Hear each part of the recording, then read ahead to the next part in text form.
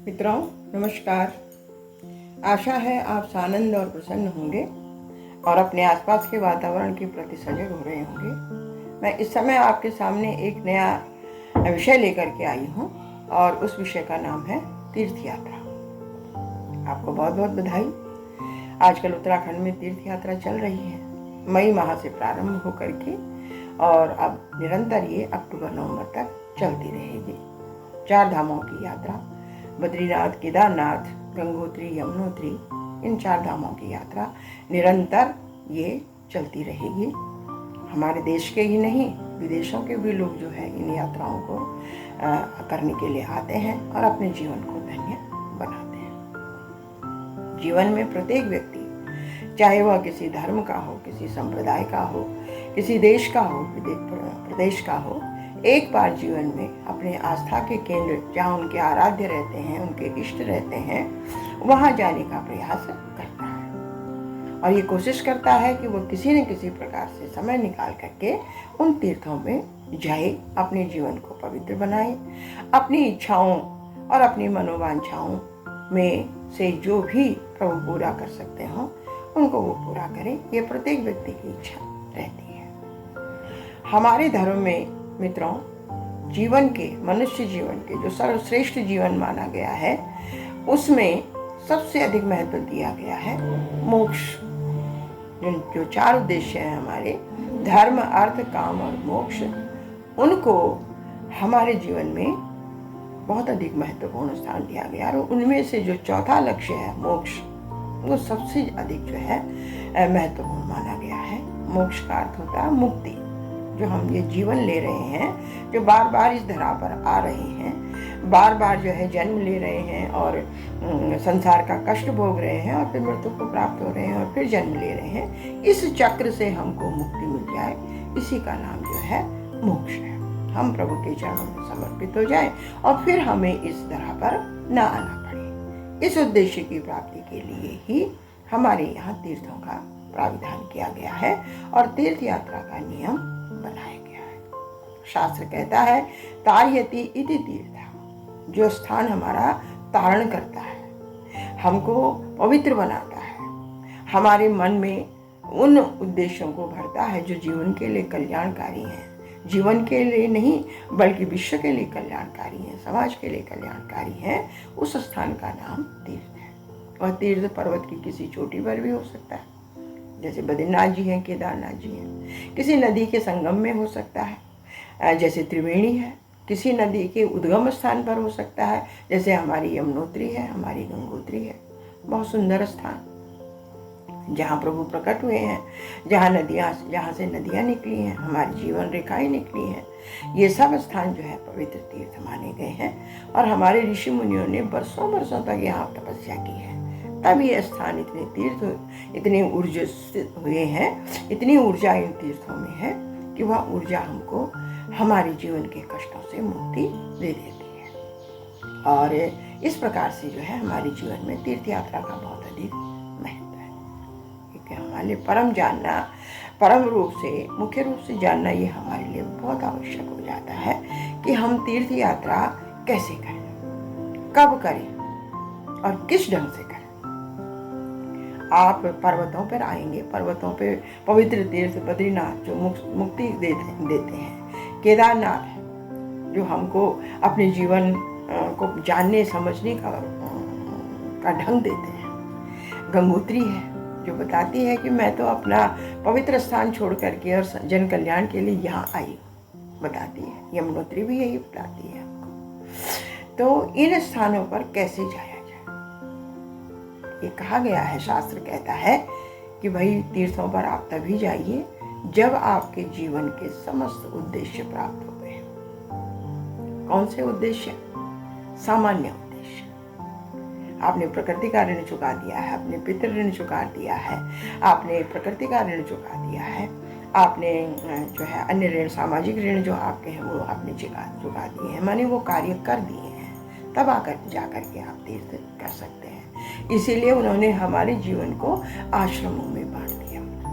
पहला आश्रम ब्रह्मचर्य, जब हम विद्या ग्रहण करें। दूसरा आश्रम गृहस्थाश्रम, जब हम विवाह करें, संतान उत्पन्न करें। सामाजिक कार्यों को करें। तीसरा, वानप्रस्थ। जब हम अपने गृहस्थ को छोड़ करके, गृहस्थ की समस्त बंधनों को त्याग करके और उनको छोड़ करके जब हम आगे बढ़ जाएं, अपनी संतानों को हम उनके उद्देश्य, उनके कर्तव्यों का भान करा दें और उन पर आगे की जिम्मेदारी छोड़ करके और हम वानप्रस्थ ले लें। उसी वानप्रस्थ का दूसरा नाम तीर्थ यात्रा है। तीर्थों में जाएं, साधु संतों के साथ बैठें, उनके अनुसार चलें, उनसे सत्संग करें, उनके विषय में जीवन, जो हमारी आत्मा है, जो हमारा जीवन है, जो हमारी आस्थाएं हैं, उनके विषय में जानें। उसी का नाम वानप्रस्थ है। और चौथा आता है वानप्रस्थ के बाद फिर संन्यास। वानप्रस्थ में जानना है और संन्यास में जान करके फिर उस प्रभु के प्रति समर्पित हो जाना है। तो वानप्रस्थ मुख्य रूप से जो है तीर्थ यात्रा के लिए सबसे सही आश्रम माना गया है, साधु संतों के साथ रहना। लेकिन ये कब जाएंगे आप? जब आपने अपने सभी कर्तव्य जो है निभा लिए होंगे, जब आपके पास कोई ऋण नहीं होगा, जब आपने किसी प्रकार की इच्छा को अपने मन में स्थान नहीं दिया होगा, बिल्कुल महत्वाकांक्षा से विहीन होकर के, माया मोह को छोड़ करके, तब आप तीर्थों में जा सकते हैं। मित्रों, सोचना होगा, क्या हम ऐसे ही जा रहे हैं? तीर्थाटन और पर्यटन दोनों चीजों को हमने एक साथ मिला दिया है। सबसे अधिक जो पवित्र तीर्थ यात्रा मानी जाती है वो पैदल मानी जाती है। उसके बाद जो है अन्य प्रकार की यात्राएं हैं, लेकिन उनका महत्व नहीं। आप वाहन में बैठ करके जा रहे हैं, आप उड़ करके जा रहे हैं, आप जो है साइकिल में जा रहे हैं, आप उसमें मोटरसाइकिल में जा रहे हैं, शोर मचाते हुए चले जा रहे हैं, पहाड़ गिर रहे हैं। आपको समझना होगा कि पहाड़ों का एक अपना स्वभाव है। यहाँ प्रतिध्वनियाँ गूंजती हैं, एक भी शब्द हम बाहर निकालते हैं तो वो लौट करके हमारे पास आ जाता है। तब हम ये कैसे सोच सकते हैं कि जो शोर हम कर रहे हैं, तेज गति से जो हम चल रहे हैं, ये तेज गति लौट करके हमारे पास नहीं आएगी, ये शोर हमारे पास लौट करके नहीं आएगा, क्योंकि ये पहाड़ का स्वभाव है। उत्तराखंड को केदारखंड कहा गया है शास्त्र। केदार का अर्थ होता है दलदली भूमि, और उस दलदली भूमि के नाथ हैं केदारनाथ, भगवान शिव। अपने उपास्य के पास जाने के लिए उपास्य के स्वभाव को जानना बहुत जरूरी है। हम किसी के घर में जाते हैं तो पहले वहाँ की व्यवस्था देख लेते हैं कि भाई वहाँ किस ढंग से जाना है, कैसे जाना है, किस तरह की वहाँ व्यवस्थाएं हैं। तो ऐसे ही हमको तीर्थों में भी करना चाहिए। तीर्थों में भी हमको वैसे ही जाना चाहिए जैसे वो तीर्थ है। केदारनाथ वहाँ अत्यंत ऊंचाई पर स्थित स्थान है। उस ऊंचाई पर स्थित स्थान पर आपको बहुत सोच विचार करके जाना पड़ेगा। भगवान शंकर को आपने देखा होगा, उनका वाहन बैल है। बैल बहुत धीमे धीमे पहाड़ों पर चलता है ताकि उन पत्थरों को कोई कष्ट न पहुंचे, वो पत्थर खिसक न जाए, क्योंकि दलदली भूमि में अगर एक भी पत्थर खिसकेगा तो सबका सब नीचे चला आएगा। आज तक हम ये विचार नहीं कर पाए हैं कि जो हमने अत्यधिक निर्माण कार्य यात्राओं पर कर लिए हैं, 5 सितारा होटल बन गए हैं, हर प्रकार की व्यवस्थाएं वहाँ पर चल रही हैं, सुख सुविधाएं चल रही हैं। सोचिए मित्रों, सुख सुविधाओं के लिए क्या आप तीर्थ यात्रा में जा रहे हैं? तीर्थ यात्राएं क्या सुख सुविधा के लिए होती हैं? नहीं, ये नियम है। आप 3 दिन जो है तीर्थ में रहें, 1 दिन जाने का, 1 दिन वहाँ रुकने का, संतों के साधु संतों का समागम का, और तीसरा दिन वापस लौट करके आने का। एक बहुत सुंदर श्लोक आता है संस्कृत में कि पृथिव्याम त्रीणि रत्नानि जल अन्नम सुभाषितम। पृथ्वी में 3 ही रत्न हैं, एक जल है, एक अन्न है और एक सुभाषित है। सुंदर बोलना, अच्छा बोलना, जो सबको मन को प्रसन्न करे। जल जो हमें स्वच्छ करता है तो उसकी स्वच्छता का ध्यान रखना। अन्न कितना खाएं, कैसे खाएं, इतना ही ले जितना तीर्थों को गंदा न कर सके। कम से कम हम वहाँ पर जाकर कुछ वस्तु अवश्य खरीदें, ये न सोचें कि तीर्थों में ऐसा समय होता है। ये नियम है। सबसे मिल कर के जाए, सबसे पूछ करके जाए। किसी के मन में जो नहीं जा सकता उसको पूछ करके जाए। लेकिन हमने तीर्थाटन को पर्यटन बना दिया। पर्यटन का मतलब है घूमना, और तीर्थाटन का मतलब है पवित्र होने के लिए जाना। तो मित्रों, जब तीर्थों में जा रहे हो तो अवश्य इन चीजों पर ध्यान देना चाहिए कि जिस आराध्य के पास जा रहे हैं उस आराध्य के क्षेत्र में कैसी व्यवस्था है। आप बैंड बाजी लेकर के जा रहे हैं, बैंड बाजों से मेरा मतलब आपकी गाड़ियां शोर मचा रही हैं, वहाँ टेप रिकॉर्डर लगे हुए हैं, गाने लगे हुए हैं, आप वहाँ नाच कर रहे हैं, वहाँ डांस कर रहे हैं। नहीं, ये केदारनाथ के लिए बहुत गलत व्यवस्था है। हमने 13 का प्रलय देख लिया, तब भी हम सजग नहीं हो पा रहे। मेरा अपनी सरकारों से भी कहना है, मेरा आप सब लोगों से भी कहना है, प्रकृति हमारे अनुसार चलती है। अगर हम विनाश को आमंत्रण देंगे तो प्रकृति फिर वैसी ही व्यवस्थाएं करेगी। आप देख रहे हैं केदारनाथ में तुरंत तीर्थ यात्रा शुरू होते ही घोड़े बीमार पड़ गए। हम उड़ करके जा रहे हैं, भगवान शंकर के सिर के ऊपर से उड़ करके जा रहे हैं, पर्वतों के ऊपर से उड़ करके जा रहे हैं। कितना शोर हेलीकॉप्टर का हो रहा होगा। पिछले साल भी दुर्घटनाएं हुई, इस साल भी अभी तक जो है बहुत सारी दुर्घटनाएं हो चुकी हैं। एक जीवन का नष्ट होना भी अपने आप में उस परिवार के लिए प्रलय है। तो इतने लोग जो है वो दुर्घटनाओं में अपना जीवन खो चुके हैं, तो कितने घरों में प्रलय आ गई। इसका कारण हमको निश्चित तौर से सोचना होगा। वैज्ञानिक हमेशा हमको जताते रहते हैं, चेताते रहते हैं, चेतावनी देते रहते हैं, लेकिन हमको इन सब चीजों पर समझना पड़ेगा। अन्यथा विनाश के अलावा हमारे पास और कुछ नहीं बचने वाला। जहां हम जगत गुरु बनने की बात करते हैं, वहां पर हम ही क्यों अपने नियमों को तोड़ना शुरू कर देते हैं। ये बिल्कुल गलत है।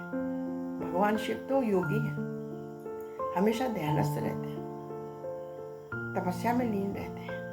उनके स्थान पर जाकर के इस तरह से हेलीकॉप्टर की गड़गड़ाहट गूंज रही है, हमारा शोर गूंज रहा है, हल्ला हो रहा है, आपस में झगड़ा हो रहा है। आप झगड़ा करने के लिए गए हैं। तीर्थ पर झगड़ा होता है।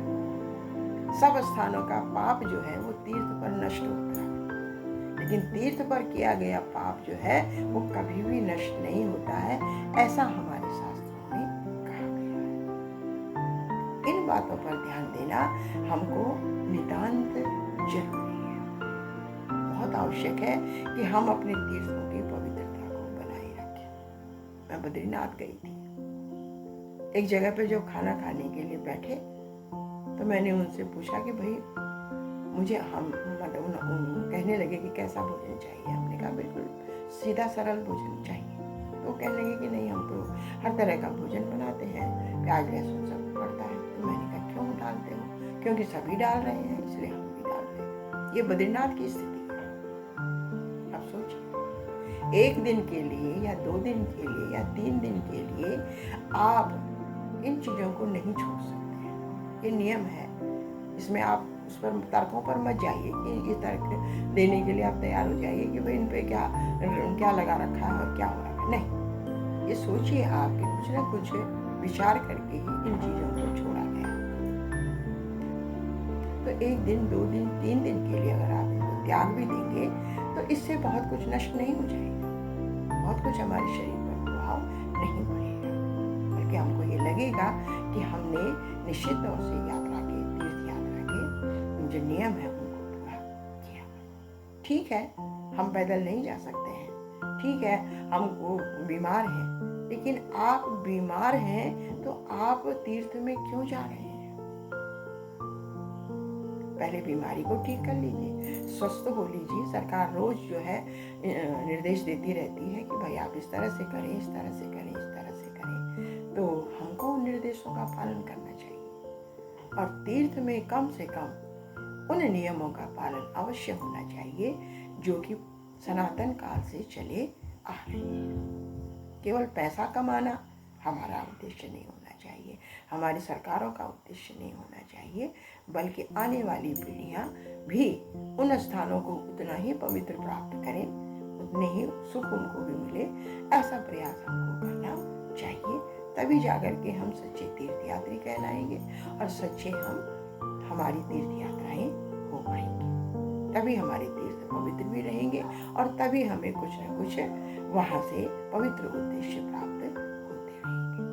तो मित्रों, इन चीजों पर हमें अवश्य ध्यान देना है और अपनी नदियों को, पवित्र नदियों को बचाइए, अपने तीर्थों को बचाइए और तभी जाकर के हमको उन स्थानों से ऊर्जाएं मिलती रहेंगी, हमें पवित्रताएं मिलती रहेंगी, हमारा मन शांत होता रहेगा और हमें अपने जीवन का परम उद्देश्य प्राप्त होगा। हमारा परिवार सुखी रहेगा, हमारे गांव सुखी रहेंगे, हमारे शहर सुखी रहेंगे, हमारा देश सुखी रहेगा, हमारा सारा विश्व जो है वो सुखी रहेगा। इन चीजों पर ध्यान देना हमारे लिए बहुत अधिक आवश्यक है। यमुनोत्री, गंगोत्री, बद्रीनाथ, केदारनाथ जैसे स्थानों पर अपवित्रता फैलाना, अपवित्रता से मेरा मतलब है कि उस स्थान के विरुद्ध व्यवहार करना। आपने बद्रीनाथ जी को देखा होगा, वो भी वहां ध्यानस्थ है, इतना पवित्र स्थान, नर और नारायण ने वहां पर तपस्या की, अनादिकाल से वह स्थान चला आ रहा है। तो हम क्यों उनको इस तरह से जो है बर्बाद करने पर तुले हुए हैं। मेरा आपसे ये निवेदन है कि छोटे बच्चों को लेकर के, बीमारों को लेकर के, इन लोग को लेकर के आप वहां न जाएं। आप अगर अपने माता पिता आपके बीमार हैं, उनको तीर्थ यात्रा कराना चाहते हैं तो आप जाएं, नियम पूर्वक तीर्थ यात्रा करें और उसके बाद अलकनंदा के जन्म में संकल्प लेकर के उस तीर्थ यात्रा का फल अपने माता पिता को दे दीजिए, दादा दादी को दे दीजिए, नाना नानी को दे दीजिए। कोई भी लड़का लड़की कोई भी इस कार्य को कर सकता है, उनको तीर्थ यात्रा का फल मिल जाएगा। हमारे शास्त्रों में हर प्रकार का विधान बताया गया है। तो वो अगर नहीं जा सकते हैं तो जबरदस्ती उनको ले जाने की आवश्यकता नहीं है। उसके बाद परेशान होना, उसके बाद अनेक प्रकार की दिक्कतों को झेलना, ये उचित नहीं है। तीर्थ यात्रा में ऐसा नहीं होता है।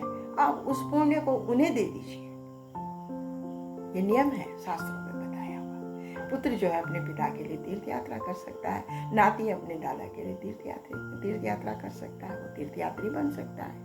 जिस प्रकार भागवत में कहा गया है कि एक बार परिवार में भागवत हो गया तो 10 पीढ़ियां पहले की और 10 पीढ़ियां आगे की तर जाती हैं। ऐसी ही तीर्थ यात्रा भी है। छोटे छोटे बच्चों को लेकर के आप हेलीकॉप्टर में बैठ करके जा रहे हैं, आप बीमारों को लेकर के जा रहे हैं, दूसरे के कंधे पे लदे हुए हैं, घोड़े में बैठे हुए हैं और इस प्रकार से तीर्थ यात्रा हो रही है।